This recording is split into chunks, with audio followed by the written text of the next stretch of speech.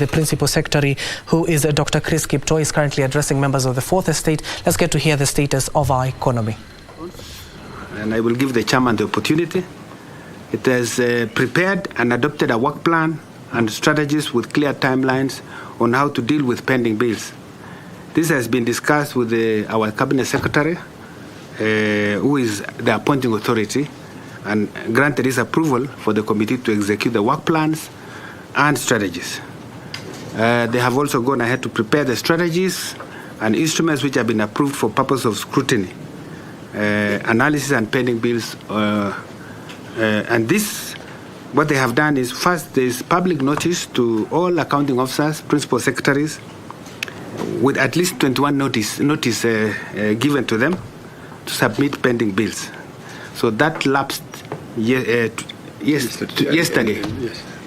And they have finalized the various formats for the submission of pending bills by the accounting officers and principal secretaries, and that was communicated to them.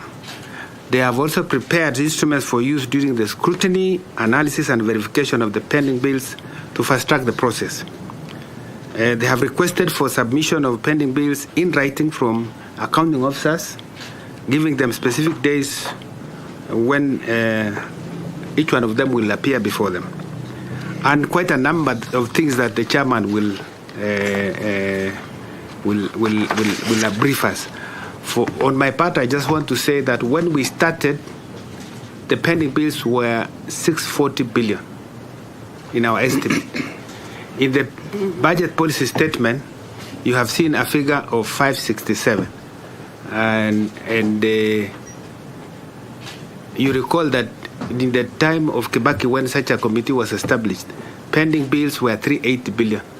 But what was actually paid after verification was 10% of that. So we are hoping that this exercise will be completed within the time set, which is 1 year, but we have given 3 months for them to give us the first report to submit to the Principal Secretary. And so that 3 months ends in mid-March.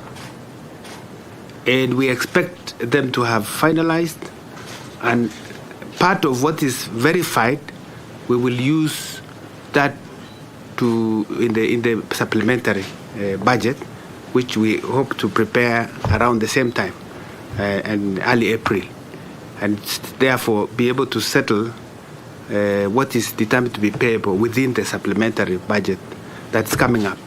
The rest will be settled within the fiscal framework that we have, and depending on the fiscal space that's available, given that we have a program that we are pursuing, which is very clear on the targets that we want to achieve when it comes to fiscal consolidation plan. So, ladies and gentlemen, we have said that going forward, we shall not tolerate accumulation of pending bills by accounting officers. So, beginning June last year, we said any bills accumulated in the financial year that ended becomes the first charge of this financial year. So we expect that to be sorted by every accounting entity. Then, going forward, we hope to accumulate, but we have a major reform.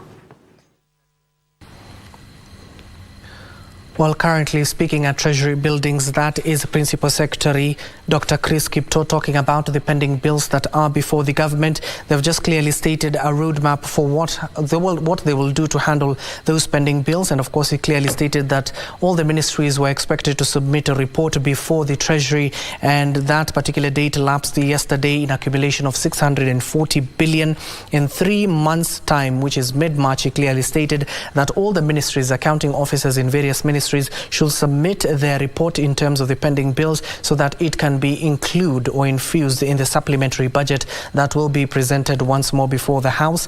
In terms of the accumulation of pending bills, he clearly stated they will not be tolerated by the accounting officers in various ministries in a bid to handle these pending bills that are before the government.